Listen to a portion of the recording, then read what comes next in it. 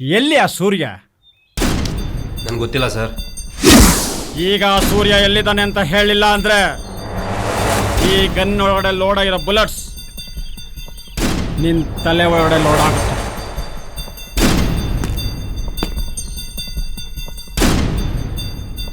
Sir, ನಾವಿಬ್ರು ಒಂದೇ ತಟ್ಟೆಯಲ್ಲಿ ಅನ್ನ ತಿಂದು ಬೆಳೆದವರು ಸರ್. ಅಂಥದ್ರಲ್ಲಿ ನನ್ನ ಸೇಫ್ಟಿಗೋಸ್ಕರ ನಾನೇ ಅವನ್ನ ನಿಮ್ಗೆ ಹಾಕ್ಕೊಡ್ತಾರೆ.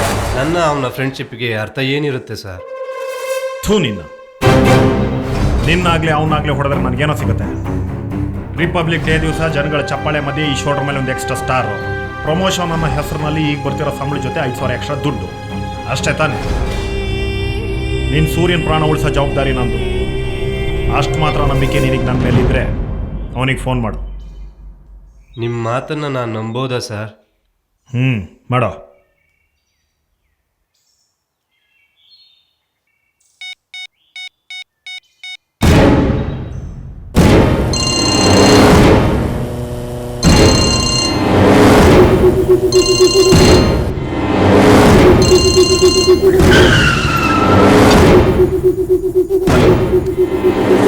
ಸೂರ್ಯ, ಸಿಟಿ ಅಜಯ್, ಫೋನ್ ಕಟ್ ಮಾಡಬೇಡ. ನೀನೇನು ಮಾಡ್ತಿದ್ಯಾ ಅಂತ ಗೊತ್ತಾ ನಿನಗೆ? ಗೊತ್ತು ಸರ್. ನಡೆಯೋ ಕಾಲು ಎಡವೋದು ಸಹಜ, ಹಾಗಂತ ಎಡವಿದ ಕಾಲನೇ ಕತ್ತರಿಸ್ತೀನಿ ಅನ್ನೋ ನಿಮ್ಮಿಂದ ಸೇಫ್ ಆಗ್ತಿದ್ದೀನಿ ಅಷ್ಟೇ. ಈ ರೀತಿ ಪೊಲೀಸ್ ಡಿಪಾರ್ಟ್ಮೆಂಟ್ ಜೊತೆ ಜೂಟಾಟ ಆಡ್ತಾ ನೆಮ್ಮದಿ ಕಟ್ಕೋತೀನಿ ಅನ್ನೋದು ನಿನ್ನ ಭ್ರಮೆ. ಭ್ರಮೆ ಬಿಟ್ಟು ಆಚೆ ಬಾ. ವಾಸ್ತವನ ಅರ್ಥ ಮಾಡ್ಕೊ. ಇಲ್ಲ ಅಂದರೆ ಮಾರ್ನಿಂಗ್ ಈವ್ನಿಂಗ್ ಮಿಡ್ ನೈಟ್ ಅನ್ನೋದನ್ನು ನೋಡಿದೆ ಕೊಚ್ಚೆ ಕೊಳಚೆ ಮೋರಿ ಗಲೀಜ್ ಮೇಲೆಲ್ಲೋ ನಿನ್ನನ್ನು ಹೊಡೆದು ಬಿಸಾಕ್ಬಿಡ್ತಾರೆ. ಅಂತ ಸಾವು ಬೇಕೇನೋ? ನಾನು ಆ ದಿನ ನಿಮಗೆ ಹೇಳಿದ ಮಾತಿಗೆ ಬದನಾಗೇ ಇದ್ದೆ ಸರ್. ಆದ್ರೇನು ಮಾಡಲಿ, ಪರಿಸ್ಥಿತಿ ಈ ರೀತಿ ನಿರ್ಮಾಣ ಆಗ್ಬಿಡ್ತು. ನಾನು ನನ್ನ ಸಿಂಚನ ಜೊತೆ ಎಲ್ಲಾದರೂ ದೂರ ಹೋಗಿ ನೆಮ್ಮದಿಯಾಗಿದ್ಬಿಡ್ತೀನಿ ಸರ್. ದಯವಿಟ್ಟು ನನ್ನ ಕ್ಷಮಿಸ್ಬಿಡಿ. ಆದರೆ ಸರೆಂಡರ್ ಆಗು ಅಂತ ಮಾತ್ರ ಹೇಳಿಬಿಡಿ ಸರ್, ಪ್ಲೀಸ್. ನೋಡ, ಅವಳ ಅಣ್ಣನ ಕೊಂದಿದ್ದೀನೇನೋ ನಿಜ ನನಗೆ ಗೊತ್ತಿದ್ರು ಇದುವರೆಗೂ ನಾನು ಅವಳ ಹತ್ರ ಹೇಳಕ್ ಹೋಗಿಲ್ಲ. ಯಾಕೆ ಗೊತ್ತಾ? ನೀನು ಒಳ್ಳೆಯವನಾಗ್ತಿದ್ಯಾ ಅನ್ನೋದಕ್ಕಿಂತ ಹೆಚ್ಚಾಗಿ ನಿನ್ನಿಂದ ಹಾಳಾಗಿರೋ ಅವಳು ಬಾಳು ನಿನ್ನಿಂದನೇ ಸರಿ ಹೋಗ್ತಾ ಇದೆಯಲ್ಲ ಅನ್ನೋ ಒಳ್ಳೆ ಉದ್ದೇಶದಿಂದ. ಈಗ ಆ ವಿಷಯನ ಅವಳಿಗೆ ತಲುಪಿಸೋದು ನನಗೆ ದೊಡ್ಡ ವಿಷಯ ಅಲ್ಲ. ಬಟ್ ನೀನು ಕ್ರಿಮಿನಲ್ ಅನ್ನೋ ವಿಷಯ ಅವಳಿಗೆ ಗೊತ್ತಾದರೆ ಒಂದು ಕ್ಷಣನೂ ಅವಳು ನಿನ್ನ ಜೊತೆ ಇರಲ್ಲ ಅಂತ ನೀನೇ ಹೇಳಿದ್ದೆ. ಯೋಚನೆ ಮಾಡು. ಅಷ್ಟಕ್ಕೂ ನೀನು ಅವಳು ಮಾನ ಪ್ರಾಣ ಕಾಪಾಡೋದಕ್ಕೆ ತಾನೇ ಇಷ್ಟೆಲ್ಲ ಮಾಡಿದ್ದು. ನನಗೆ ಅರ್ಥ ಆಗುತ್ತೆ ಸೂರ್ಯ, ನಿನ್ನ ಸಪೋರ್ಟ್ಗೆ ನಾನಿದ್ದೀನಿ. ಈಗ ನೀನಾಗಿ ನೀನು ಸರೆಂಡರ್ ಆದರೆ ಬೇಲ್ ಮೇಲೆ ಆಚೆ ಬಂದು ಮುಂಚೆ ಥರ ನೀನು ನಿನ್ನ ಲೈಫ್ನ ಲೀಡ್ ಮಾಡ್ಬೋದು. ಸುಮ್ಮನೆ ಆತ್ರದಲ್ಲಿ ನಿರ್ಧಾರ ತಗೊಂಡು ನಿನ್ನ ಲೈಫ್ನ ನೀನೇ ಹಾಳು ಮಾಡ್ಕೋಬೇಡ ಸೂರ್ಯ. ನಿನ್ನ ಒಳ್ಳೇದಕ್ಕೆ ಹೇಳ್ತಾ ಇದ್ದೀನಿ, ಸುಮ್ಮನೆ ಸರೆಂಡರ್ ಆಗು. ಸರಿ ಸರ್, ನೀವು ಹೇಳ್ದಾಗೆ ಕೇಳ್ತೀನಿ. ಬರ್ತೀನಿ.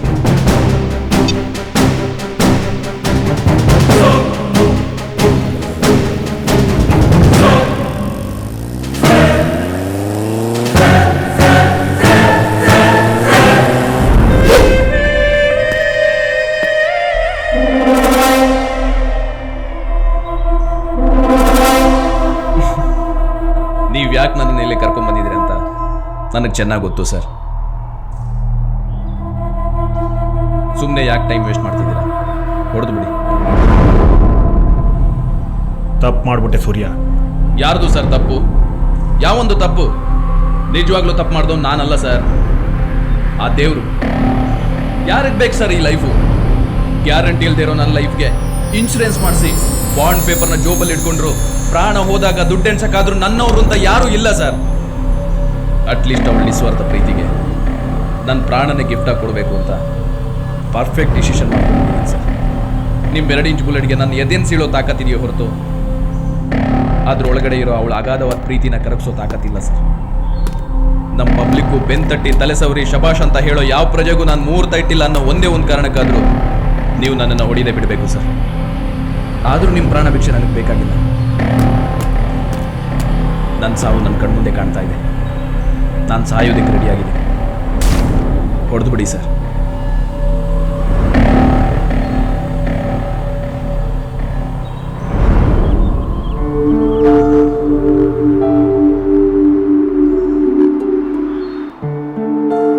ಆದರೂ ಯಾಕೋ ಗೊತ್ತಿಲ್ಲ ಸರ್, ಅವಳಿಗೋಸ್ಕರ ಬದುಕಬೇಕು ಅನ್ನಿಸ್ತಾ ಇದೆ.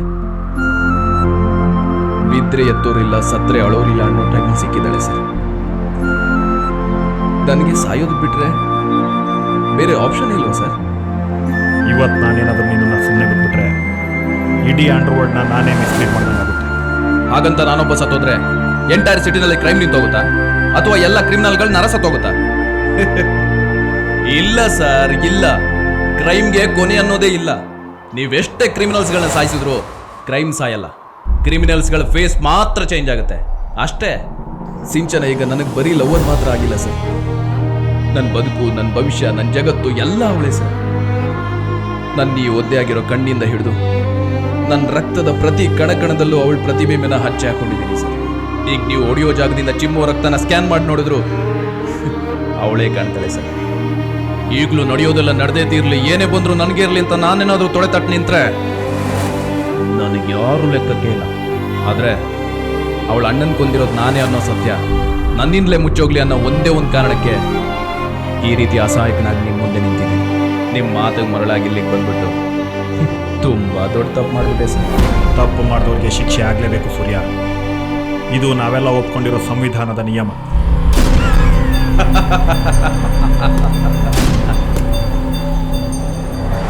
ಇಷ್ಟೆಲ್ಲ ಆದ್ಮೇಲೂ ನೀವು ನನ್ನ ಉಳಿಸ್ತೀರಾ ಅಂತ ನಾನು ಅನ್ಕೊಂಡ್ರೆ ನನ್ನಂತ ದೊಡ್ಡ ಪಾಗಲ್ ಈ ಭೂಮಿ ಮೇಲೆ ಯಾರೂ ಇಲ್ಲ ಅನ್ಕೋತೀನಿ ಅಲ್ವಾ ಸರ್? ಈ ರೀತಿಯೆಲ್ಲ ಆಗುತ್ತೆ ಅಂತ ನನಗೆ ಮೊದಲೇ ಗೊತ್ತಿದ್ರೆ ನಾನು ಅವಳನ್ನ ಪ್ರೀತಿಸೋ ಗೋಜಿಗೆ ಹೋಗ್ತಾ ಇರಲಿಲ್ಲ. ಈಗ ಪ್ರೀತಿ ಅನ್ನೋ ಗಾಯ ನನಗೆ ಕೊಡ್ತಾ ಇರೋ ನೋವು ನಿಮ್ಗೆ ಅರ್ಥ ಆಗ್ತಾ ಇಲ್ಲ. ನನ್ನ ಪುಟ್ಟು ಹೃದಯ ಅವಳಿಗೋಸ್ಕರ ಸುರಿಸ್ತಿರೋ ಕಣ್ಣೀರು ನಿಮಗೆ ಕಾಣಿಸ್ತಾ ಇಲ್ಲ. ನನ್ನ ಮನಸ್ಸು ಸದಾ ಅವಳ ಹೆಸರಿನಷ್ಟೇ ಕೂಗ್ತಿರೋ ಧ್ವನಿ ಸಹ ನಿಮಗೆ ಕೇಳಿಸ್ತಾ ಇಲ್ಲ. ಪ್ರೀತಿ ಅಂದ್ರೆ ಏನು ಅಂತಾನೆ ಗೊತ್ತಿಲ್ಲದಿರೋ ಪಿಸ್ತೂಲ್ನ ಹಾರ್ಟಿಗಿಟ್ಟು ಬುಲೆಟ್ನ ಒಳಗೆ ತೂರ್ಸೋ ನಿಮಗೆ ನಿಮ್ಮ ಜವಾಬ್ದಾರಿನೇ ಹೆಚ್ಚು. ಆದರೆ ನನಗೆ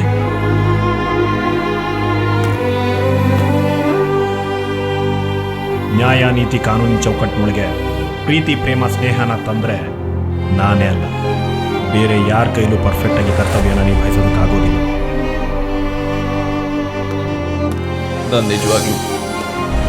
ನಾನು ನಿಜವಾಗ್ಲೂ ಹುಚ್ಚಾಗೋಕ್ಕೂ ಮೊದಲೇ ನನ್ನನ್ನು ಇಲ್ಲಿಂದ ದೂರ ಕಳಿಸ್ಕೊಡ್ತೀನಿ ಸರ್.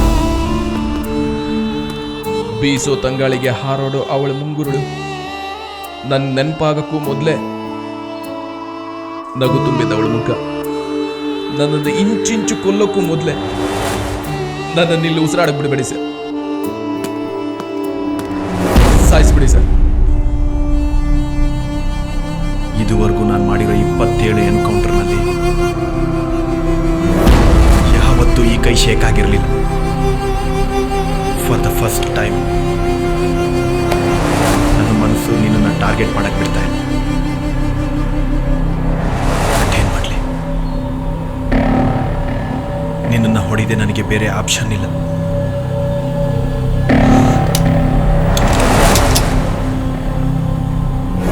ಹೇಗೂ ಇನ್ಮೇಲೆ ನನ್ನ ಜೀವನ ಇತಿಹಾಸ ಆಗೋಗುತ್ತೆ. ಇಷ್ಟರಲ್ಲಿ ನನ್ನಂಥ ಪ್ರೇಮಿ ಹುಡುಕಿದ್ರು ಸಿಗದೆ ಇರೋ ಹಾಗೆ ಪ್ರೀತಿಸಬೇಕು ಅಂದ್ಕೊಂಡಿದ್ದೆ. ಆದರೆ ನನ್ನ ನಸೀಬ್ನಲ್ಲಿ ಬೇರೆನೇ ಬರ್ತಿದ್ದೆ. ನನ್ನಿಂದ ಏನೂ ಬಯಸಿದೆ. ನನ್ನ ಕೈ ಹಿಡಿಯೋ ಮನಸ್ಸು ಮಾಡಿದವಳಿಗೆ ಕೊನೆಯದಾಗಿ ಒಂದೇ ಒಂದು ಮಾತು ಹೇಳೋದಿದೆ ಸರ್.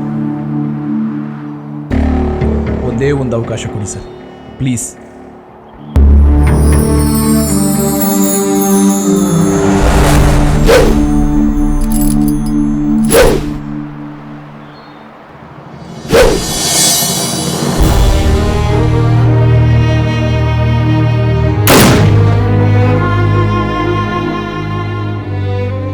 ನನ್ನನ್ನು ದಯವಿಟ್ಟು ಕ್ಷಮಿಸ್ಬಿಡು ಸಿಂಚನ. ಕೊನೆಗೂ ಈ ಸೂರ್ಯನಿಗೆ ನಿನ್ನ ಪ್ರೀತಿನ ಉಳಿಸ್ಕೊಳಕ್ಕಾಗಿಲ್ಲ. ಅಟ್ಲೀಸ್ಟ್ ನನ್ನ ಪ್ರೀತಿ ಆಳನಾದರೂ ನಿನಗೆ ಅರ್ಥ ಮಾಡಿಸೋಕ್ಕೂ ನನ್ನಿಂದ ಆಗಿಲ್ಲ. ಲೈಫ್ನಲ್ಲಿ ಫಸ್ಟ್ ಟೈಮ್ ನಾನು ಕೊಟ್ಟ ಮಾತಿಗೆ ತಪ್ತಾ ಇದ್ದೀನಿ. ಇವತ್ತು ನಿನಗೆ ಗೊತ್ತಿಲ್ಲದಿರೋ ಒಂದು ಸತ್ಯನ ಹೇಳ್ತಾ ಇದ್ದೀನಿ. ಆ ಸತ್ಯ ಅನ್ನೋ ಬ್ಲೇಡಲ್ಲಿ ನಿನ್ನ ಹಾರ್ಟ್ನ ಕುಯ್ದು ಪೀಸ್ ಮಾಡೋ ಶಕ್ತಿನ ಇಷ್ಟು ದಿನ ಆ ದೇವರು ನನಗೆ ಕೊಟ್ಟಿರಲಿಲ್ಲ. ಈ ಸಮಾಜದಲ್ಲಿ ನಾನೊಬ್ಬ ಕ್ರಿಮಿನಲ್, ಮತ್ತದೇ ಕ್ರಿಮಿನಲ್ನಿಂದ ನಿನ್ನ ಅಣ್ಣ ಸತ್ತಿದ್ದು. ಆದರೆ ನನ್ನ ಪ್ರೀತಿ ಬಗ್ಗೆ ನಿನ್ನ ಹತ್ರ ಸಾಕಷ್ಟು ಹೇಳೋದಿದೆ. ಆದರೆ ಏನು ಮಾಡಲಿ, ಆ ದೇವರು ಬರೆದಿರೋ ಕಥೆಯಲ್ಲಿ ನನ್ನ ಜೀವನದ ಕೊನೆಯ ಅಧ್ಯಾಯಕ್ಕೆ ಪೂರ್ಣ ವಿರಾಮ ಬೀಳೋ ಸಮಯ ಬಂದಿದೆ. ಚೂರಾದ ಕನ್ನಡಿ ಜೋಡಿಸಿ ನಿನ್ನ ಪ್ರತಿಬಿಂಬ ಸೆರೆ ಹಿಡಿಯೋ ನನ್ನ ಪ್ರಯತ್ನ ಇವತ್ತಿಗೆ ಕೊನೆಯಾಗ್ತಿದೆ. ಆದರೆ ನಾನು ಸತ್ತು ಮಣ್ಣು ಸೇರಿದ ಮೇಲೂ ಇನ್ ಕೇಸ್ ಗುಂಡಿ ತೆಗೆದು ಟೆಥಸ್ಕೋಪ್ನ ಹಾರ್ಟ್ಗಿಟ್ರೆ ಆಗಲೂ ಸಹ ನನ್ನ ಹಾರ್ಟು ಸಿಂಚನ ಸಿಂಚನ ಅಂತಲೇ ಕನ್ವರ್ಸ್ತಾ ಇರುತ್ತೆ. ಮುಂದಿನ ಜನ್ಮ ಅಂತ ಇದ್ರೆ ಮತ್ತೆ ಹುಟ್ಟಿ ನಿನ್ನೆ ಪ್ರೀತಿಸ್ತೀನಿ.